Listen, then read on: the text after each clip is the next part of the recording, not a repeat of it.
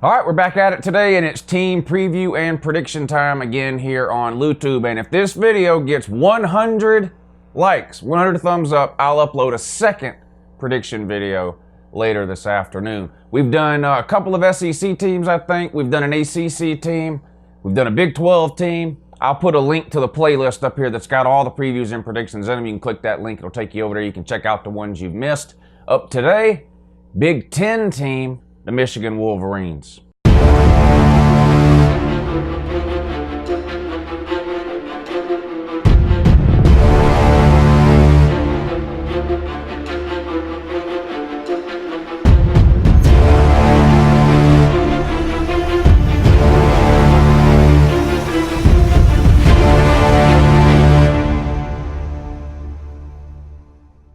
Hey, good morning, it's Uncle Lou here. Yeah, that's right, it's me, Uncle Lou, and I'm live for you on YouTube today. So thanks for watching, I really appreciate it. Also, in addition to that as well, subscribe to this channel if you're not already. I post college football videos almost every single day of the year, and sometimes those videos are even watchable. Yes, it's true. Public service announcement. It's sad that I have to do this. Yes, I'm a Georgia fan. Breaking news. How'd you figure that out, Captain Obvious?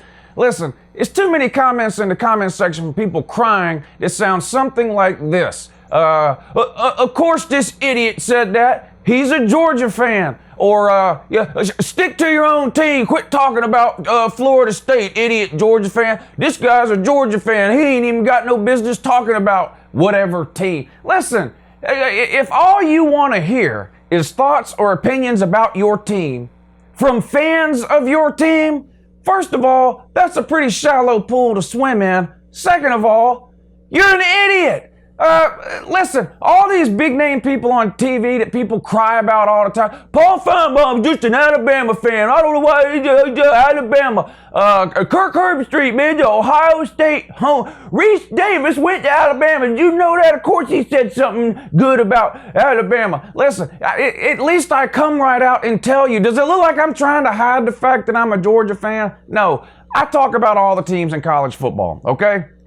And for any of the uninitiated, those of you that are new around here, there is nobody on planet Earth harder on the Georgia Bulldogs than me. If you don't believe me, poll 100 Georgia Bulldog fans. Half of them wish I dropped dead. All right, here we go, Michigan Wolverines 2019. Shout out to Cody M. Cody M, thank you for supporting the channel, sir.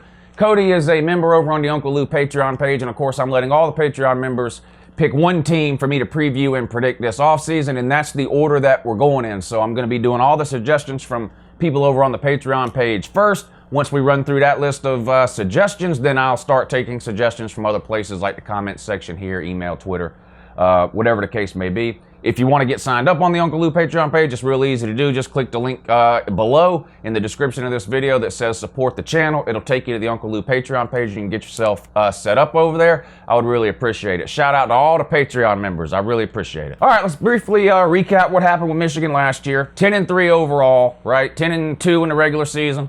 8-1, of course, in the Big Ten, with the lone loss in the Big Ten being to Ohio State at the end of the season. Weird bookend season for Michigan. Come out week 1, huge game against Notre Dame. You lose a close one on the road, 24-17.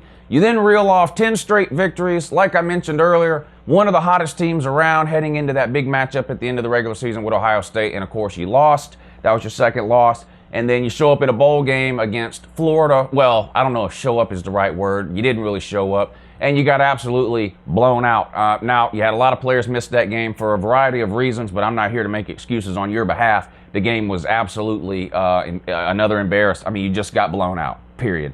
So I don't know, you see the list of usual excuses when that happens. They didn't want to be there. We had players sitting out.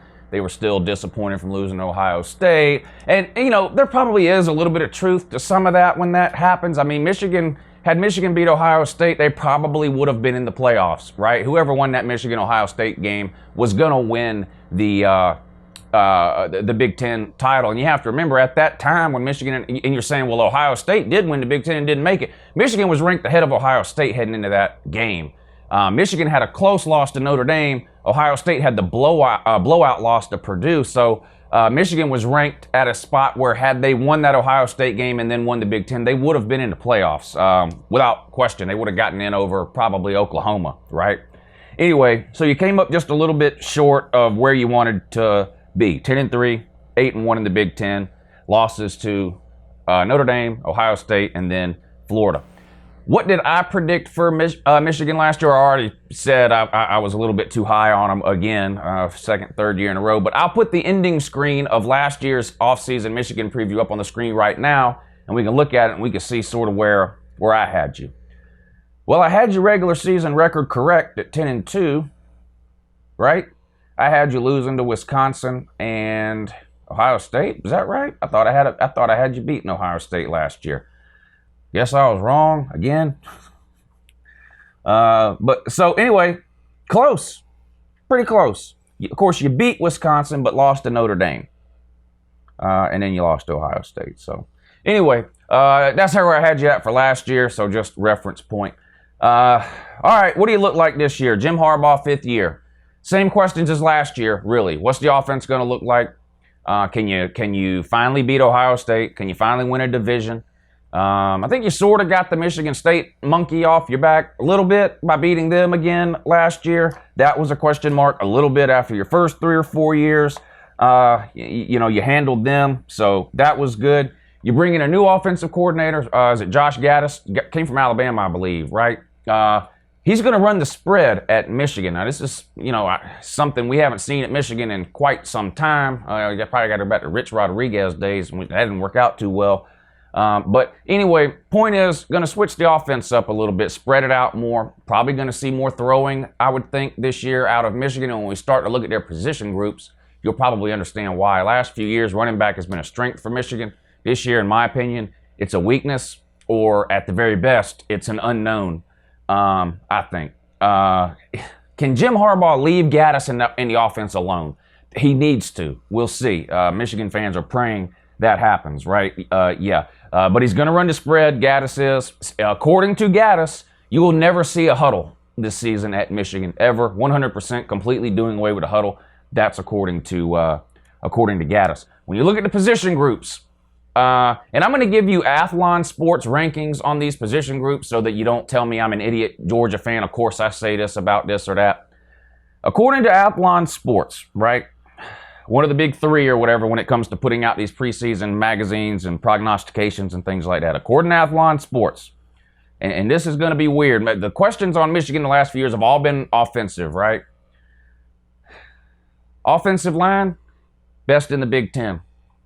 Wide receiver group, best in the Big Ten. Quarterback, best in the Big Ten. Running backs, 10th in the Big Ten. Seems like a good time to switch to the spread. Again, I'm not saying these are my rankings for position groups, although I tend to agree pretty much. They returned 4 or 5 starters on the offensive line, right? You lose a right tackle, I think. That's it. So pretty good offensive line last year. You returned 4 of those 5. You would think the offensive line is going to be even better this year. Quarterback, Shea Patterson, a couple of years at Ole Miss. He actually ran the spread at Ole Miss. So that should, in theory, cut down on the learning curve, at least on his behalf, from transitioning to the spread now at Michigan. And Shea Patterson can sling the ball. Only 2,600 yards last year, but 22 touchdowns. You're going to see those numbers go up this year, especially if they stick with the spread, which is what they're saying they're going to do. Running backs. This is the issue, I think, at Michigan this year. And again, it could end up that you have a great running back room again this year, but the problem is a lot of it is unproven. A couple of freshmen need to step up. One in particular I'll talk about in a minute. But you lose 2 of your big boys from last year, right? Karan Higdon, gone. And Chris Evans, unfortunately, had a year left, suspended. I believe that was for academic reasons. I'm not here to knock somebody for grades in this video or anything, but we have to mention it, right? So you lose those 2, which means a lot of unknowns coming in at the running back position. Now you have this Christian Turner and True Wilson. They both played some last year, I guess. Christian Turner played a lot in the Peach Bowl when those running backs were out. Now, according to Jim Harbaugh at Media Days, which just ended, True Wilson is currently your starting running back. That's what he said. If the season were to start tomorrow, True Wilson would be on the field, snap 1 at running back. That's not good. Now, this freshman, Zach Charbonnet or Charbonnet, I don't know if he's French or American. I guess if he's French, it's Charbonnet. If he's American, it's Charbonnet. I don't know. Like I said, I don't name these people. That's not my job. My job is just try to figure out a way to pronounce them wrong. Get mad about that, I guess. I don't know. But 6'2", 215. I mean, if you built a running back in a lab, that's what he would look like, right? Number 4 running back in America coming out of high school for the 2019 class, according to 24/7 Sports recruiting ranking. So the guy's got all the talent in the world. Missed spring practice with some sort of medical issue, but according to Jim Harbaugh, again, at media days, he's good to go and will be ready week 1. So it's just going to be a matter of preparation for him, right? You hate to see anybody miss any time for any reason, but you got a true freshman that enrolls early. That's a huge benefit because they get to go through spring practice and get sort of that couple of month head start on the season. Unfortunately, he didn't get that due to the injury, but there's a couple of positions in college football where you can come in and make an impact right away if you're pretty good without a whole lot of learning curve. If a running back can see holes, he can see holes. If a running back has moves, he's got moves. If he's fast, right? Wide receiver, same kind of thing. Now, offensive linemen, quarterbacks, defensive backs, the learning curve tends to be a lot higher at positions like that, at least in my opinion, than it does as a running back. So if this guy is as good as some people think he will be, I don't think it will have that big of an overall impact, the fact that he missed spring practice. And I think you're going to need him to have a good year. I haven't really seen anything out of Christian Turner or True Wilson that makes me think they can be a true number 1 running back, at least not on the level that you're used to having in the Big Ten. So we'll see. Now, wide receiver, best wide receiver group in the Big Ten, and I probably agree with Athlon Sports on this. Ohio State's got some playmakers too, of course. I like that Rondale Moore at Purdue. Minnesota, shout out to Rover Sports. They've got a good wide receiver. But anyway, Donovan Peoples-Jones, I don't understand these hyphenated people with 3 names. I don't know if one of these names is his maiden name. I don't know if he's a serial killer. I think about it, all serial killers have 3 names. Nico Collins, Tariq Black. I mean, you're loaded at the wide receiver position, right? Perfect time to go to the spread, I think. I think Shea Patterson is the best quarterback Michigan has had under Jim Harbaugh. The numbers proved it last year. He looked better last year than at the quarterback position than anybody you've had under Harbaugh. Loaded at the wide receiver position, and your question marks are at the running back position. So a great time to go to the spread and maybe start throwing it a little bit more than running the ball. Michigan's still gonna, with that offensive line, they're still gonna be able to pound a lot of people with that running game. But going to the spread, I think, does a couple of things. Number 1, takes advantage of your obvious strengths at wide receiver. Number 2, maybe spread the defense out some, which, of course, helps the running game, right? If they can't stack so many people in the box, spreading people out in some 3, 4, 5 wide sets could give an advantage to the running backs there. Defense, huge strength for Michigan over the last few years, replacing a ton of talent this year, though. Maybe not quite as a rebuild or a reload as they had back in 2017, but close. I mean, they lose some absolute beasts, Michigan does. Rashawn Gary, Devin Bush Jr., what's this other guy's name? Chase Winovich, whatever his name is. I might be getting the name wrong. Doesn't matter. They're all gone. You even lost your defensive line coach to Ohio State. How do you lose the position coach of your best unit on your team, which is defensive line, to your in-division rival like that? I don't know. That's almost as bad as losing an offensive coordinator who scores 40 points a game to one of your divisional rivals. But I wouldn't know anything about that, though. Or would I? I don't know. I don't even know what I'm talking about. You got some familiar names coming back along the defensive front, but, I mean, you can't be as comfortable there as you have been the last couple of years. You also lose Aubrey Solomon to transfer. Now, I've heard from some Michigan fans, well, he's been buried on the depth chart 2nd and 3rd. Well, everybody was buried on the depth chart 2nd and 3rd behind those group of NFL players you've had there the last couple of years. I still think Aubrey Solomon has a chance to be a really good defensive tackle, and let's be real, especially if you're a Tennessee fan. The minute he showed up on campus, he's probably the best player you had, regardless of where he fit in Michigan's defensive line depth chart. But, I mean, names like Carb Kemp, Michael Dwum, what is that? I don't know. Dwum Fair, I don't know what this, I don't know who these people are. Aiden Hutchinson, you get them back. These names, man. Quiddy Pay. I might even put the spelling up on that one for you guys. Josh Uchi. It seems like you just recruit people with the hardest names to say. Here's an easy one, Donovan Jeter. Thank you for that, sir. Now, look at this guy. Luigi Villain. Listen, I don't name these people. It's just my job to say their names wrong. So just take that for what it's worth. Linebackers, forget about replacing Bush. Not happening. You have some talent there. You don't have anybody at the linebacker position that's going to give you what Bush gave you last year, and that was obvious in the Peach Bowl, which he sat out. It was painfully obvious how bad you missed him. You better figure something out about that in a quick, fast, and in a hurry. Josh Ross returns, great, but you got some players that need to step up. You've recruited great, especially on the defensive side of the ball. Some of these young guys, Devin Gill, Jordan Anthony, who are these people? We better find out this year because you got some serious talent needs replacing over on the defensive side of the ball. All right, we're going to put the schedule up on the screen. You guys know how we do this, right? I'm going to go through it game by game, and I'm going to give you a winner and a loser for every single game. Now, that's very hard to do. It's real easy to look at a schedule and go, that looks like probably 10-2. But when you actually have to try to pick the two games or whatever, that someone's going to lose, it becomes a much more difficult task. And I'm getting beat up in the comments for a couple of the picks I made, LSU losing to Mississippi State. Obviously, that would be a huge upset. Huge upsets happen all the time, though. LSU fans out there, they forgot Mississippi State beat them 2 seasons ago at home, like 37-7, whatever it was. So it's not that these things can't happen.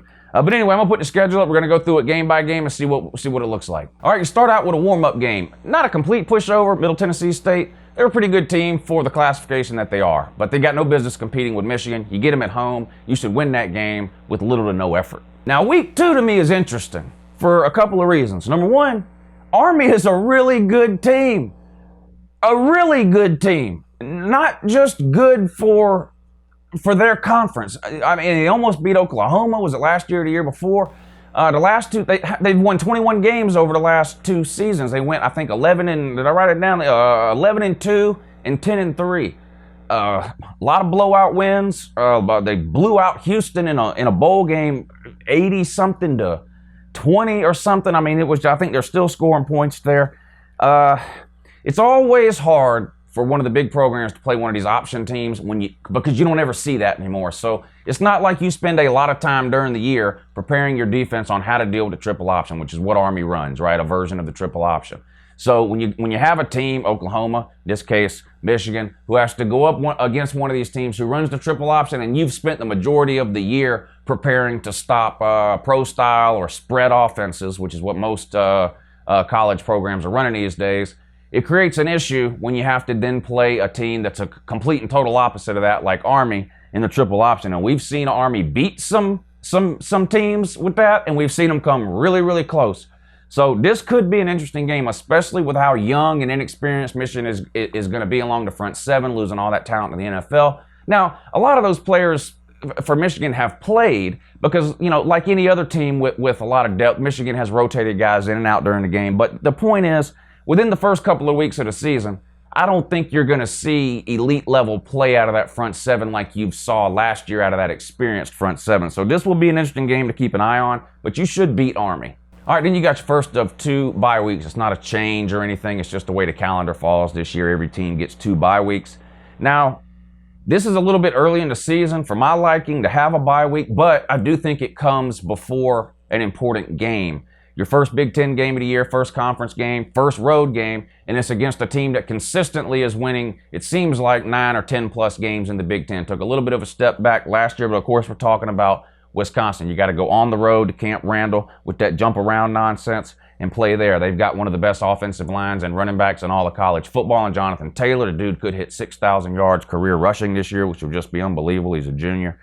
He's the real deal. A lot of fun to watch. One of my favorite players in college football. At Wisconsin, one of the toughest places to play anywhere, particularly within the Big Ten. You start talking about home field advantages. Of course, Penn State at night with the whiteout, Michigan, Ohio State. I would put Wisconsin probably right there in that category in terms of home field advantages. So this will be a huge game.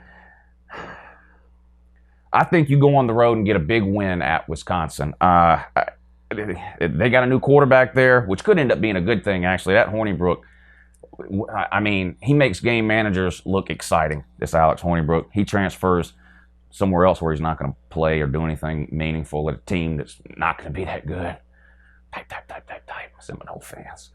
Yeah, but I'm going to give you the win at Wisconsin. All right, 3-0, and then you have a couple of home games here within the conference where you take on Rutgers and Iowa. Rutgers, I got no hate for Rutgers. They're just miles below anything meaningful. You'll get a huge win there. And then, now this is a tough game here, and you could see this game twice this year, but you host Iowa. Some people are high on Iowa. I'm one of them. I mean, I think the Big Ten West comes down to either Iowa or Wisconsin. I actually like Nebraska in the West this year 2 under Scott Frost, if Adrian Martinez can stay healthy. But Iowa's got a ton of returning talent, too. They always seem to play above their expectations, definitely above their talent level. I'm a Kirk Ferentz fan. I think he's one of these coaches that always does more with less type of thing. I think you catch a break, get them at home, coming off of a big win against Rutgers, and you don't have anything to look forward to the next week because you play at Illinois. I'm going to give you a win at Iowa. All right, then I sort of already spoiled it with the Illinois comment, but you'll get a big win at Illinois. They're meaningless. Now, I think this game coming up here at Penn State is probably your toughest game of the year. I'm not very high on Penn State this year. I wouldn't put Penn State in the rebuilding mode. I think they have too good of a coach and have recruited too well to really fall into that category. But I do think this is sort of a transitional year for Penn State. They're replacing a lot of pieces there. Not a great year last year, an okay year, not great though. But this is a tough spot here on the road at Penn State. I mentioned these whiteout games, which is I'm assuming what this will be, a night game. And you get them the week before what is probably one of the biggest games of your season, that Notre Dame game.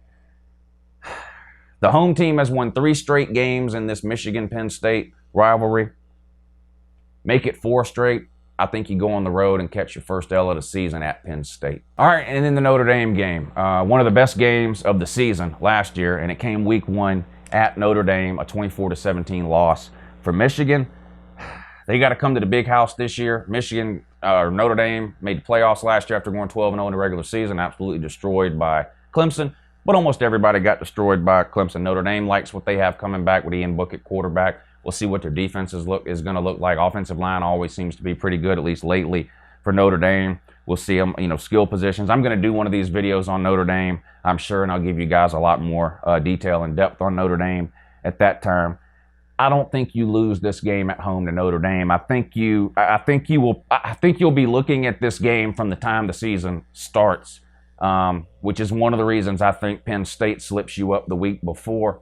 You come back home after a disappointing loss on the road to Penn State, and I think you handle your business and get a win over Notre Dame. All right, and this is a tricky game here, too, on the road at Maryland. Maryland is a team that's improving.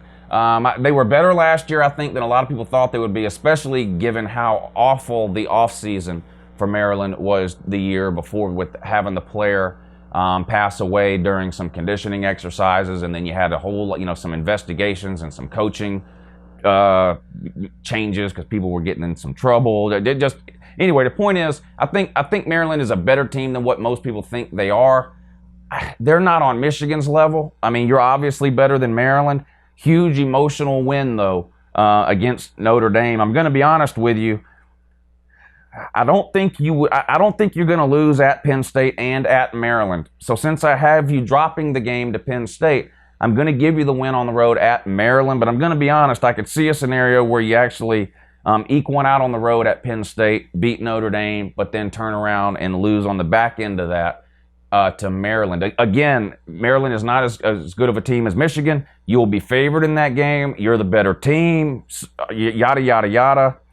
We see teams lose to teams that aren't as good as them all the time. I'm going to give you a win at Maryland, but again, just doing the best to explain my thinking here. But so I've got you losing at Penn State, beating Notre Dame, and winning on the road at Maryland. All right, that takes you into your second bye week of the year, which comes at a pretty good time right before a crucial 3-game stretch to close your season out with 3 conference games, 2 at home, 1 on the road. You play Michigan State at home, on the road at Indiana, and then home against Ohio State, of course, the big rivalry game to close out the season. Michigan State has beat you 4 of the last 5 times in Ann Arbor. Is that correct? Not good. I do think, like I mentioned in the beginning of the video, that Jim Harbaugh has sort of got the Michigan State monkey off his back a little bit, I think. So maybe that makes, mentally, whatever, heading into that game, that's less weight on your shoulders type of thing. I think you find a way to beat your in-state rival. I do think Michigan State will be a good team this year, a team that not a lot of people are talking about, that will probably end up being a little bit better than most people think they are. Not good enough to beat Michigan. I'm going to give you another win. All right, on the road at Indiana. Indiana seems to have one or two good games a year where you're flipping through the TV or whatever, your team's not playing, so you're flipping through trying to find another game on, and you stop because maybe it's Ohio State, maybe it's whoever, and you look down and they're playing Indiana, and Indiana's up by a point or it's close, and you're like, what? What's going on here? I don't think it'll be this week. I'm going to give you a big win on the road at Indiana. All right, and then the only game that matters in Michigan's regular season, in my opinion, I can see Michigan. Listen, Michigan could go 9-3. I think overall that would be disappointing and probably not enough to win your division. But if you went 9-3 and one of those 9 wins came against Ohio State, I think you would have an easier offseason than you've had the last 2 or 3 off seasons. Now, obviously, I don't think that's going to happen. I've got you getting to this game with 1 loss, just like you did last year. So you're going to come into this game, in my opinion, hot, ranked really, really high, probably top 5. Ohio State will be ranked probably top 10 unless the wheels fall off with Ryan Day. Maybe Justin Fields doesn't pan out, whatever, we don't know. I'll do one of these on Ohio State too. You get them at home. I've said this the last 3 years. I'm going to say it again. If you can't beat them this year, when can you beat them? Urban Meyer's gone. Year 1 under Ryan Day. Worst quarterback situation at Ohio State in a long time. And again, that's not a knock on Justin Fields. Ohio State fans cry in the comment section of every video I make. I'm a huge Justin Fields fan. I think he's going to be a great college quarterback. But I think that. I don't know that because I've never seen him do anything in the college level. Georgia didn't know what they were doing with him. Georgia wasted a year of his eligibility for no reason, sending him in on random second downs to run QB sneaks just to run him right back off the field again on third down. We just had no clue what to do with him. Ryan Day does know what to do with a quarterback like Justin Fields. So if he lives up to the hype, and you got to remember, he was the number 1 ranked player in America coming out of high school in 2018. He's still the highest rated player Georgia has ever signed. If he lives up to that, Ohio State could be a lot of trouble for a lot of teams this year. But we don't know that. And if you're a Michigan fan, you're obviously hoping it goes the other way, and maybe Justin Fields has some first year struggles. Maybe Ryan Day blows a game or two being a new head coach. Who knows? I'm going to continue to slap myself in the back of the neck like I have been doing the last 2 off seasons, and I'm going to pick you to beat Ohio State. I keep doing this every year. I keep being wrong. I'm going to do it again. Actually, I think I picked Ohio State last year, but I'm going to pick you to beat Ohio State this year. Listen, if I keep picking you to win the division, eventually I'm going to be right. And guess what? When I am right, I'm going to spend the whole year reminding everybody I was right. Never mind the fact I would have been wrong the 3 or 4 years before that. That doesn't matter. I think you get the win at home to Ohio State. I think you close out the regular season 11-1 and champs of the Big Ten East with a chance to go to the playoffs if you can win the Big Ten title game against either Iowa, Nebraska, or Wisconsin would be my guess. All right, there it is. Michigan fans are probably going to be pretty happy with that overall, I would think. Again, I don't make these videos to try to make people mad or to try to make people happy. These are just my honest opinions. So maybe I'm an idiot who doesn't know what I'm talking about, but I don't make these videos with any ulterior motive. I really think Florida State is going 7-5 this year. Okay, I didn't make that video to piss you off. I don't think Florida State's going in 7-5 because I'm a Georgia fan. I mean, that just would make no sense. So cry about it, I guess. Seminole fans. The same thing. I picked Florida State to go. I think I picked Florida State to go 9-3 last year. Worst comment section in the history of LouTube.